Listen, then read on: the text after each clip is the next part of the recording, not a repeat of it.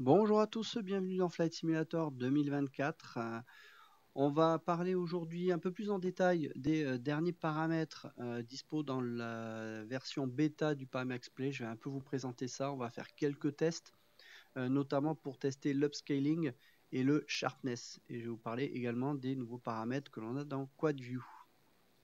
Voilà. Alors avant de commencer, petit truc que j'ai découvert hier qui est hyper intéressant.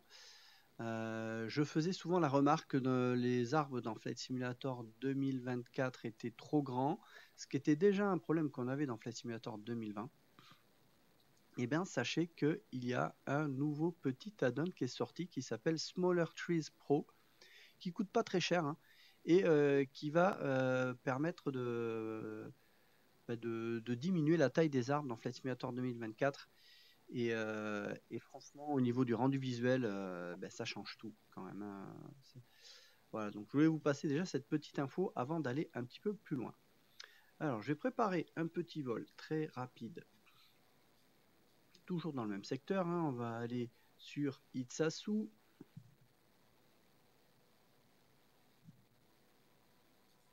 Se mettre là. Voilà. Et on va aller voir les paramètres avant de lancer le vol. Les paramètres VR du Pimax Play. Donc, pour accéder à ces nouveaux paramètres, je précise la version, la 1.41.1. Alors, il y a la .2 qui est sortie, mais qui n'apporte rien. C'est surtout pour le Pimax Crystal Super qui a des petites avancées. Mais dans mon cas, je ne suis pas passé à la .2 puisque ça n'apportait rien pour le Crystal Light. Donc, on va aller voir nos paramètres, Device Settings, Games. On reste sur Common Settings parce que Flight Simulator 2024 n'est pas encore reconnu. Donc, les paramètres que vous avez ici, la qualité d'image à 0.80. Et on va parler un peu d'abord, avant de lancer le simu, enfin du moins la partie, les paramètres QuadView. Alors, les QuadView, vous les avez là, moi je les ai customisés de cette manière.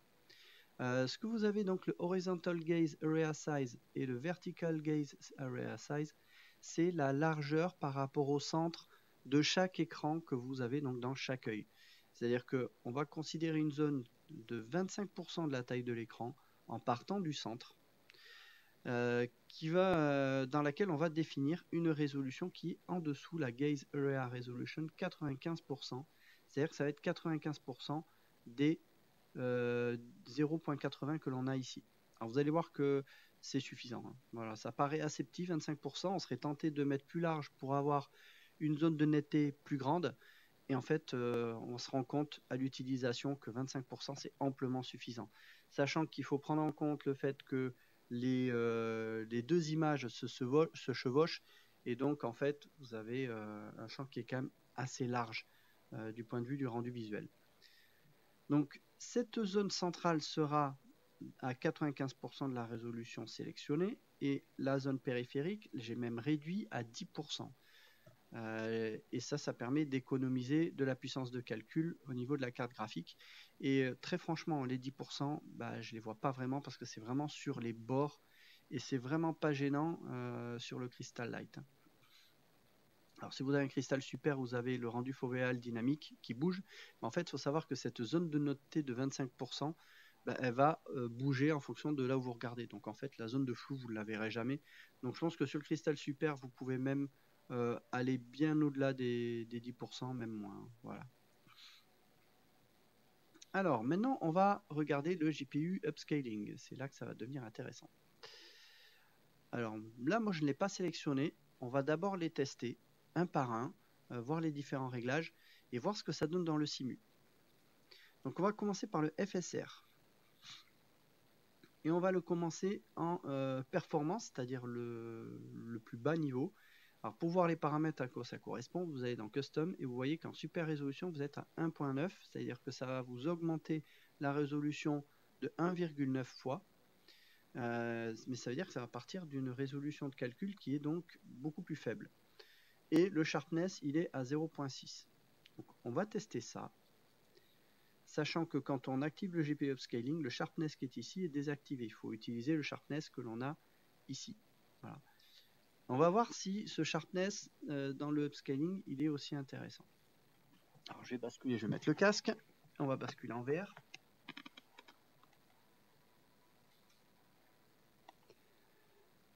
Centré. Alors déjà là, je peux dire que je vois les 25%. Là, je vois que c'est quand même assez granuleux sur le côté de l'écran. Donc si je prends la flèche, je pense que vous la voyez. Bon, voilà. Moi, je vois vraiment les 25%. Ils apparaissent ici et ici. Voilà, à peu près ici. Mais cette zone-là, ça va. C'est un peu granuleux. C'est pas super net sur les textes. Mais on va voir ce que ça va donner en vol.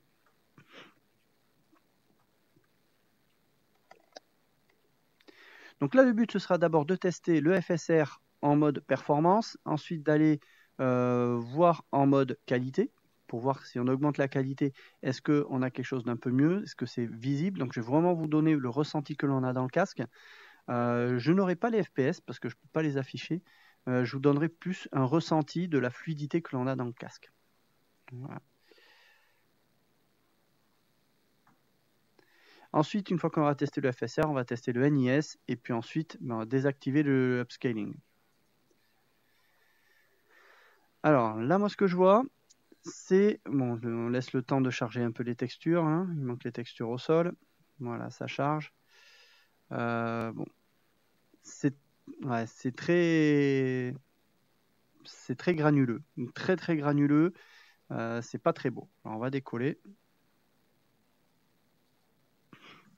Et on va tester à chaque fois. On va mettre en pause et changer les paramètres à chaque fois.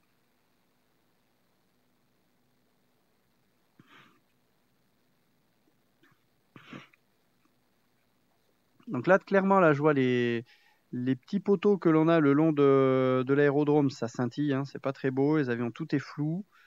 Bon, c'est quand même fluide. Hein. Ça, il n'y a rien à redire. On note vraiment les arbres qui sont beaucoup plus petits. C'est beaucoup plus appréciable. Mais on voit que tout ce qui est petit, assez filaire, notamment là, l'antenne, on voit que c'est pas net du tout. Voilà. Les textures au sol, bon, ben, elles sont assez baveuses, mais ça va. J'ai envie de dire que si vous avez une configuration qui est pas très puissante, avec une carte graphique moyenne, ça fera le job. Hein, ça vous donnera quand même l'environnement, mais il y a quand même un flou qui est assez perceptible. Hein, vraiment. Alors autant dire que les lumières blanches, enfin les lumières blanches, les lignes blanches sur les routes, on les devine un peu, mais c'est pas terrible. Et vraiment au loin, on a cette sensation de flou. C'est pas terrible. Voilà. Et là, clairement, je peux vous dire que sur les bords, on voit nettement la dégradation des textures au-delà des 25% que l'on a testé sur QuadView. Même les immeubles sont relativement flous. Bref, tout est flou. On sent vraiment que on n'est pas à une résolution qui est excellente. Hein. Alors, on va sortir maintenant de la VR. On va remettre donc des nouveaux paramètres. Donc, je vais aller dans les settings. Je rentre. Et là, je vais sélectionner qualité. En qualité, si on regarde les paramètres, on va être en super résolution 1,3, donc moins. C'est-à-dire qu'on va déjà travailler sur des textures de base qui sont à des résolutions plus élevées, donc ça va être un peu plus contraignant pour la carte graphique. Et le sharpness, il est franchement descendu à 0,1. Voilà. Et on va revenir en VR.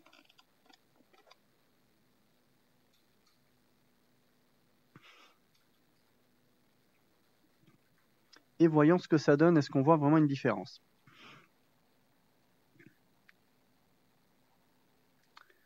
Alors, il y a une différence au niveau des bâtiments. On voit que c'est quand même plus net. C'est plus net. À l'horizon, c'est plus net aussi. Et les arbres, c'est pas mal. C'est pas mal. Hein. Ça reste fluide. Les marquages blancs sont plutôt bien visibles, même si on sent que la netteté, c'est pas encore parfait, mais c'est beaucoup mieux qu'avant. Vraiment. Et en termes de fluidité, ben, c'est vraiment bon. Voilà, j'ai vraiment aucun reproche à faire. C'est très fluide. Et vraiment, les textures satellites, on sent qu'on est un cran au-dessus. c'est vraiment pas mal comme réglage. C'est pas mal du tout. Même si je pense qu'en termes de sharpness, on peut peut-être améliorer ça. À la longue distance, c'est propre. J'ai plus trop, alors ça faudrait voir les scintillements sur des antennes. Alors l'antenne elle est un petit peu loin là, mais il n'y a plus ce sentiment de scintillement. Ouais, on a un peu on voit les rambardes, enfin, les petits poteaux, ouais, ça scintille un petit peu, mais c'est pas gênant. Voilà, c'est quand même beaucoup mieux. Et ce qui est vraiment flagrant, c'est la netteté des images satellites. C'est quand même mieux. Alors, on n'est pas au niveau de Flight Simulator 2020, hein, mais c'est mieux. Même voilà, l'antenne, on la voit, c'est mieux. Voilà, c'est pas parfait, mais c'est mieux. Voilà. On va tester en restant sur ce même réglage. Je vais sortir de la VR. Et on va tester en augmentant juste le paramètre sharpness. On va essayer de l'augmenter. On va le mettre au max. Et est-ce qu'on va remarquer quelque chose de différent? On va voir ça.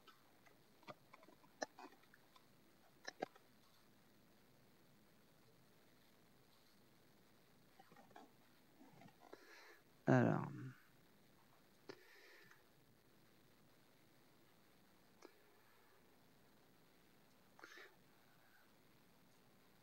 au niveau de l'antenne c'est beaucoup mieux. C'est beaucoup mieux. Est-ce que moi je trouve que c'est très propre. C'est vraiment très propre. Les marquages au sol, on va aller voir un peu plus vers la ville. Mais c'est très fluide, c'est propre et franchement c'est un réglage qui est pas mal. Ouais, même à longue distance, il n'y a pas de flou. Quand je regarde vraiment sur les côtés, là, si je cherche à aller au-delà des 25% qu'on a paramétré, ça ne me gêne pas. Je vois une baisse un peu de résolution. Alors si je regarde vraiment là, avec l'œil gauche, la baisse de résolution, je commence à la voir sur le bord du tableau de bord là. Et à droite, c'est un peu, ouais, c'est à peu près ici. Donc, vous voyez que 25%, ça fait quand même un champ qui est pas mal du tout. Et vraiment, là, si je regarde les routes, les routes, c'est quand même très propre. C'est pas encore parfait, mais on sent que ce paramètre sharpness, il améliore quand même assez nettement la netteté dans le casque. C'est pas parfait, mais c'est déjà beaucoup mieux. Voilà. Donc vraiment, ce paramètre de le FSR, il marche plutôt pas mal. Même les arbres, j'avais au début, quand j'avais testé les premières fois, des scintillements des arbres, c'était assez désagréable. Et là, je ne l'ai pas. Donc ça marche relativement bien. Voilà. Alors, on va remettre en pause et cette fois, on va tester le NIS. On va sortir de la VR.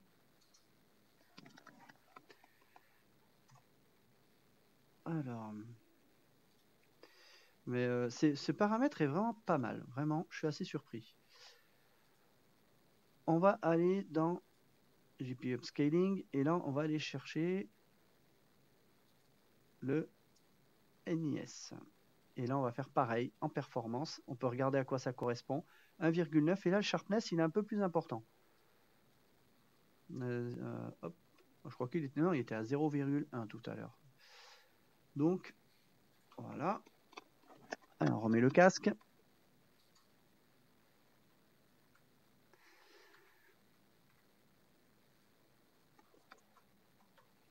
Alors, et là, ouais, c'est quand même très flou un peu partout. On sent vraiment qu'au niveau des textures satellites, on y perd. Au niveau des bâtiments, un petit peu aussi, vraiment. Ouais, on a vraiment une baisse de la résolution, de la netteté qui est assez flagrante. On voit les poteaux, ça clignote. Donc voilà, on voit que ces paramètres-là, on perd quand même pas mal, même à longue distance. Voilà, c'est pas terrible, c'est très granuleux. Alors, on va ressortir. Hop. On va recommencer comme on a fait pour le FSR. Donc on va aller sélectionner le paramètre Quality. Ce paramètre quality correspond à quoi? Il correspond à 1,3 et 0,1. Donc on va rester là-dessus. Et on va voir si on a une différence notable.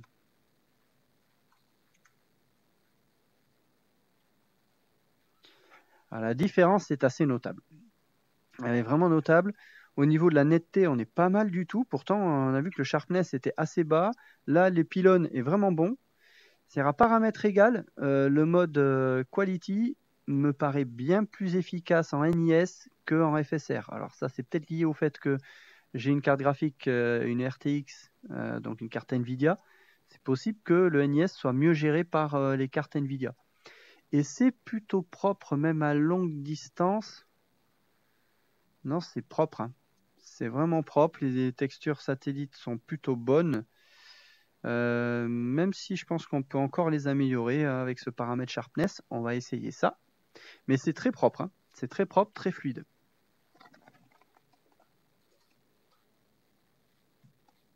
On retourne et là on va juste améliorer le paramètre sharpness. Donc on va faire un custom et là je vais le passer à 1.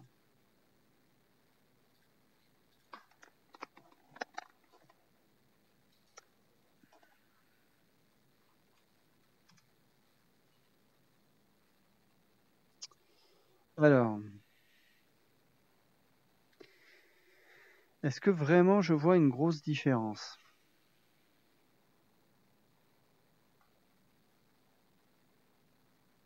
On va aller voir un peu plus du côté des ronds-points. C'est pas mal.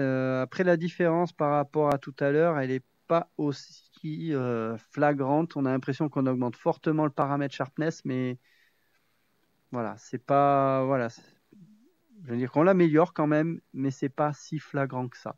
Par contre, je pense que au niveau des performances, on a quelque chose qui est très propre. Vraiment, c'est fluide. C'est un bon paramètre, je pense. Sachant que là, on est avec un avion qui est assez lent, hein, donc ça ne stresse pas non plus trop les chargements des textures. Si on est avec un avion plus rapide, je pense que c'est un paramètre qui peut être intéressant. Si on vole en Alpha Jet, en avion de chasse, ça peut être, je pense, bien. Et c'est très, très fluide, vraiment très propre. Très, très propre. Ouais. Et j'ai beaucoup moins, j'ai pas de scintillement au niveau de. Ouais, si, j'en ai un petit peu, mais c'est pas énorme. Non, le paramètre est bon. Vraiment, il est bon et on a des textures au sol qui sont vraiment bonnes. C'est plaisant d'avoir enfin des textures au sol qui sont bonnes. Voilà. Alors, on va se remettre en pause et là, cette fois, on va tester sans l'upscaling.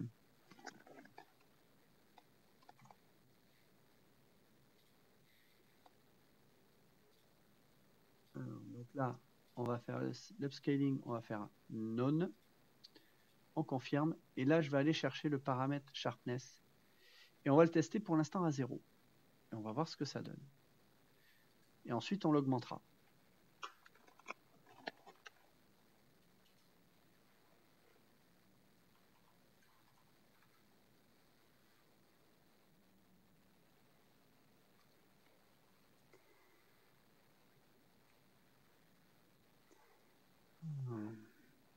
Au niveau fluidité, c'est plutôt pas mal.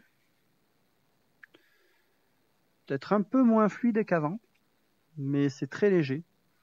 Et au niveau de la netteté, c'est plutôt bon. Je vois pas tant de différence que ça avec tout à l'heure.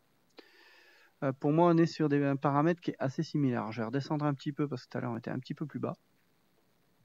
Les bâtiments sont nets. Les marquages au sol sont bons, mais j'ai quelques petites saccades que je n'avais pas tout à l'heure. Voilà, on voit vraiment dans le déplacement, c'est un petit peu plus saccadé. Mais les textures au sol sont plutôt bonnes. Je dirais assez similaires à ce que l'on avait avant. Est-ce que c'est un peu plus précis en termes de résolution? Ça m'en a tout l'air. Ça a tout l'air d'être un petit peu plus précis que tout à l'heure. Là, on va se mettre en pause et on va augmenter cette fois juste le sharpness.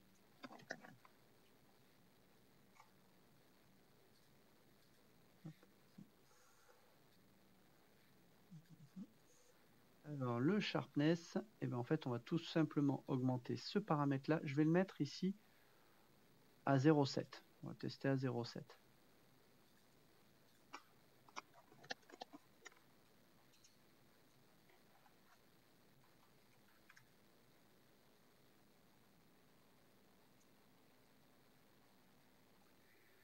Et là, ouais, on gagne vraiment en netteté, hein. C'est vraiment flagrant. Tous les marquages au sol blanc, c'est beaucoup plus détaillé. Les maisons, on voit beaucoup plus les détails. Euh, ouais. Ah ouais, là, vraiment, on a quelque chose qui est excellent. C'est vraiment beau. C'est vraiment beau. En termes de fluidité, je serais tenté de dire que j'ai à peu près la même fluidité que tout à l'heure. Donc, c'est un peu plus stressant pour la carte graphique du fait que on travaille sur des résolutions plus élevées. Il n'y a pas d'upscaling. Mais si vous avez une carte graphique qui fait le job, hein, la RTX 4070 Ti Super, visiblement, elle le fait plutôt bien. Il y a des petits ralentissements sur le côté, mais c'est pas non plus hyper gênant. Les barrières, ça scintille un petit peu encore, hein, mais ça n'est pas gênant. Et surtout, ce qui est frappant hein, quand on n'est pas en upscaling, c'est la netteté que l'on a à longue distance. Là, moi, je vois la montagne en face, qui est la Rune. Elle est hyper nette. C'est super net, vraiment, c'est propre. Qu'est-ce que c'est chouette. Et les pylônes, le pylône, il est beaucoup plus net, hein. Ça scintille pas, quasiment pas. C'est propre. C'est vraiment propre. Vraiment, c'est plaisant. Là, dans ces paramètres-là, ça sublime vraiment Flight Simulator 2024. Et là, on a vraiment quelque chose qui, on peut le dire, hein, commence à être au niveau de Flight Simulator 2020 au niveau des textures au sol. Alors, il y a un petit cran quand même en dessous. Moi, l'impression quand même sur le 2020, c'est quand même un petit peu plus net. Faudrait que je teste ces mêmes réglages pour voir les différences avec le 2020. Mais là, clairement, ce qui en ressort, c'est que ce paramètre sharpness, sans l'upscaling, c'est celui qui me correspond le mieux. C'est vraiment nickel, c'est propre, rien à redire. C'est fluide, c'est hyper plaisant, vraiment plaisant. Là, vraiment, je peux dire que je prends enfin plaisir à voler sur Flight Simulator 2024, ce qui était moins le cas avant. Néanmoins, on sent quand même qu'au niveau de la fluidité, bon, on pourrait quand même faire un peu mieux, hein. Voilà. Là, notamment quand on fait des inclinaisons, on sent les différences. Voilà. Je pense qu'une carte graphique plus puissante permettrait d'avoir un réglage équivalent, plus de FPS et donc plus de fluidité, ce qu'on recherche en VR. Mais là, en tout cas, non, là, c'est très propre. Le relief, il est très très beau. Il est même plus joli que dans Flight Simulator 2020. Et là, on a vraiment quelque chose qui est hyper plaisant. Donc là, on voit vraiment ce qu'apportent les paramètres, ces nouveaux paramètres qui sont disponibles dans le Pimax Play. Ça révolutionne vraiment bien l'expérience VR. Et ça permet de gommer ce problème de netteté des textures. On compense ce problème de netteté des textures avec la netteté que l'on a dans le casque. Et ça, c'est enfin plaisant. Vraiment. C'est très très beau. Alors, j'ai fait un vol, c'était hier en Suisse et Autriche. Et dans les montagnes, qu'est-ce que c'était beau, vraiment. Là. Et c'était fluide. Alors, malheureusement, le simulateur a planté. Donc, j'ai quand même eu un plantage au bout de 30 minutes de vol. Mais c'était très très beau. J'ai pas eu de ralentissement. Et c'est très très plaisant. Et là, on voit vraiment aussi l'effet d'avoir des arbres plus petits, hein. On voit un peu mieux les villes, ce qui était beaucoup moins le cas avant. On avait des arbres qui étaient immenses, ce qui fait que ça cachait complètement les villes. Là, on a quelque chose qui est beaucoup plus réaliste et qui permet de voir un peu mieux les détails au sol, un peu mieux les villes, ce qui est plus plaisant. Voilà. Donc voilà un petit peu ce que je voulais vous montrer sur ces paramètres-là.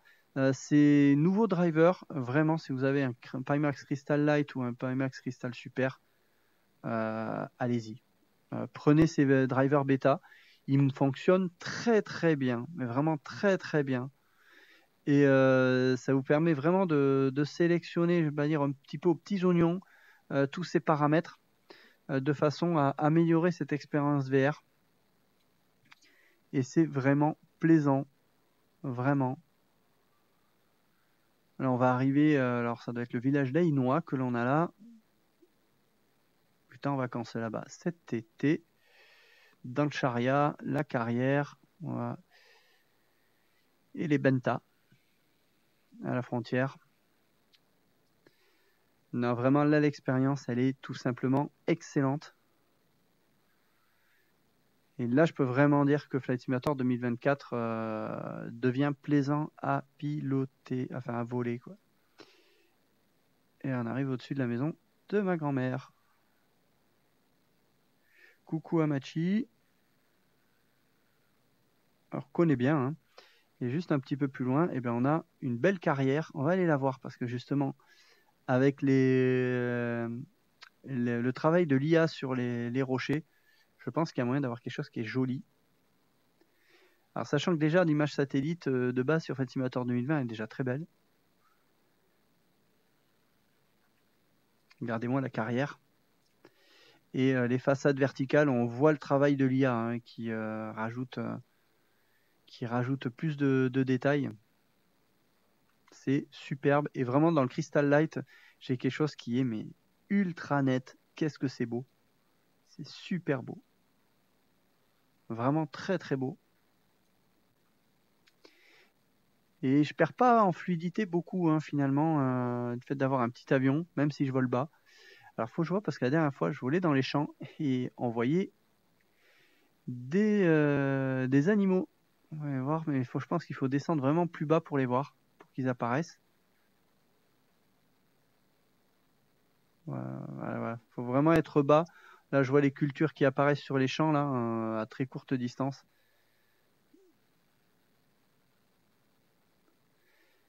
Je n'ai pas de vaches ou de chevaux.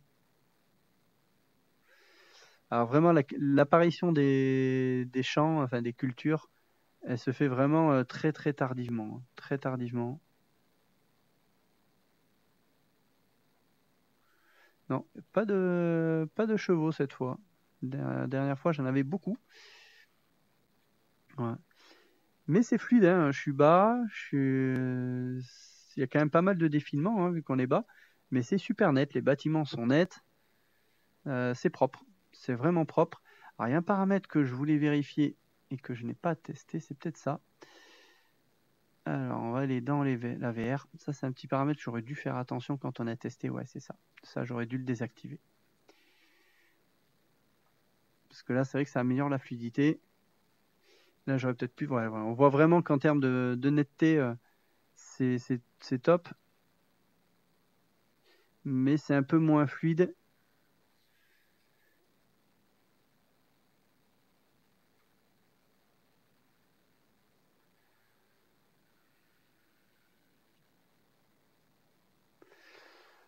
On a toujours les cultures qui apparaissent assez tardivement. Je vois pas forcément trop de gains à le désactiver, donc on va plutôt le remettre, ce paramètre-là, qui va stabiliser un peu plus les FPS. Vous avez vu que donc tous les tests qu'on a fait, c'était avec ce paramètre activé. Et on voit quand même une très nette différence en fonction des paramètres que l'on a dans le Pimax Crystal Light. Et c'est très très plaisant. Voilà. Donc voilà ce que je pouvais un peu vous montrer sur ces paramètres-là, comment les utiliser, ce que ça apporte vraiment. C'est vraiment une très bonne chose. Alors, il y a encore mieux. Pimax pourrait aller plus loin. Alors déjà, ce qui serait bien, c'est que Pimax puisse nous mettre un affichage de FPS pour qu'on puisse monitorer les performances et voir quel est l'impact sur les FPS de ces différents réglages qui permettrait de mieux affiner les paramètres. Ça serait pas mal.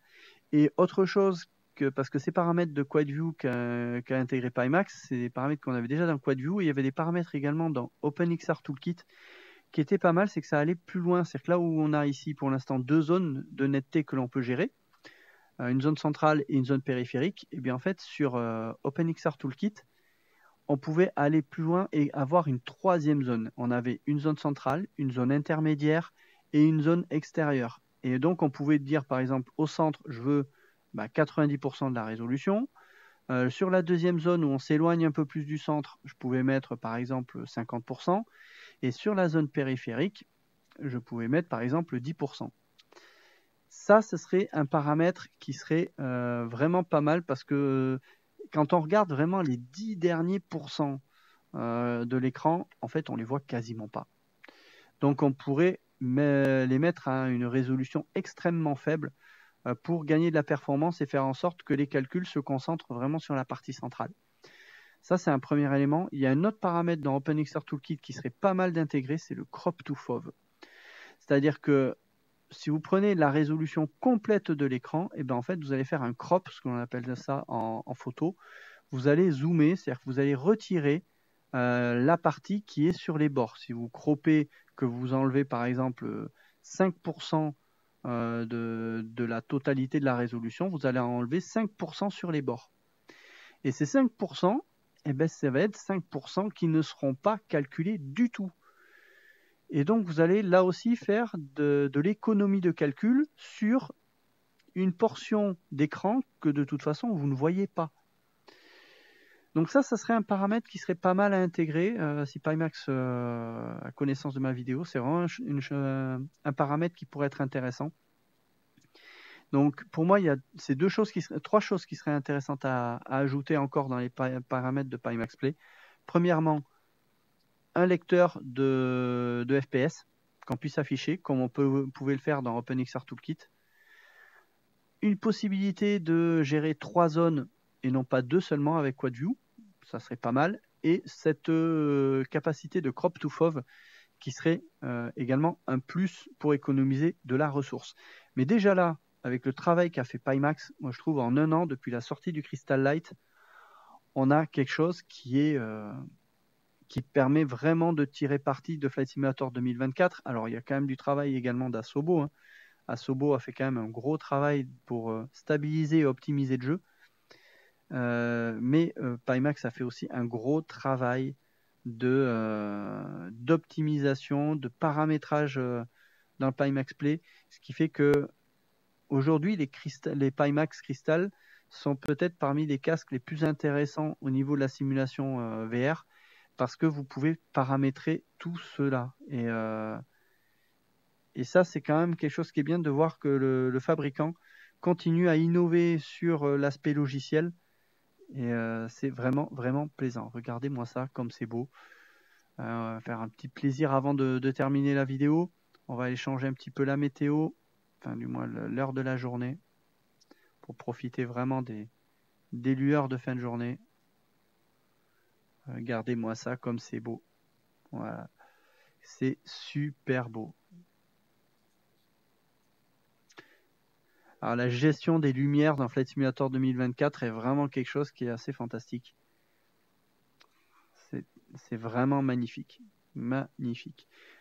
Donc là, on a enfin un Flight Simulator 2024 qui arrive enfin à surpasser et où l'expérience de pilotage est enfin aussi bonne et je dirais même un petit peu meilleure que Flight Simulator 2020.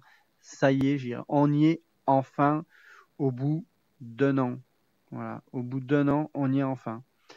Et il faut vraiment que vous testiez Flight Simulator 2024 et 2020 même en VR avec un Pimax Crystal, un Light ou un Super. Je pense que vous allez en prendre plein les yeux. C'est magnifique. Qu'est-ce que c'est beau. Voilà. Ça sera tout pour cette vidéo. Merci de l'avoir suivi. N'hésitez pas à poser vos questions. Pour l'instant, au niveau des cartes graphiques, je ferai certainement une prochaine vidéo ultérieurement pour parler des prochaines cartes. J'en ai déjà un petit peu parlé. Mais ce que je veux vraiment faire noter là, c'est qu'avec ces nouveaux paramètres d'optimisation du Pimax Play, la nécessité de changer de carte graphique et donc de rester pour l'instant avec une RTX 4070 Ti Super, eh ben, c'est pas déconnant. Voilà, j'ai beaucoup moins besoin de changer de carte graphique parce qu'aujourd'hui j'ai quelque chose qui est enfin stable, qui est enfin fluide et qui est enfin super net. Et voilà, bon, je changerai hein, forcément de carte graphique prochainement, mais ces nouveaux paramètres, c'est vraiment une énorme amélioration de la VR dans Flight Simulator. Merci Pimax pour le travail que vous avez fait et que vous allez continuer à faire. Et vous êtes sur la bonne voie, Pimax, continuez. J'aurai quelques petits griefs à dire sur la qualité de fabrication du Crystal Light. J'ai quelques pièces qui commencent un petit peu à s'enlever. Bon, voilà, c'est plus à ce niveau-là qu'il y aurait quelque chose, je pense, à améliorer. Mais du point de vue de la qualité d'image, le Crystal Light vous offre quelque chose qui est tout simplement sublime. C'est sublime. Quel bonheur. Voilà. Ben, je crois que moi, je vais continuer un petit peu à voler dans le Pays Basque, comme ça, au coucher de soleil. Et puis, je vous dis à très bientôt.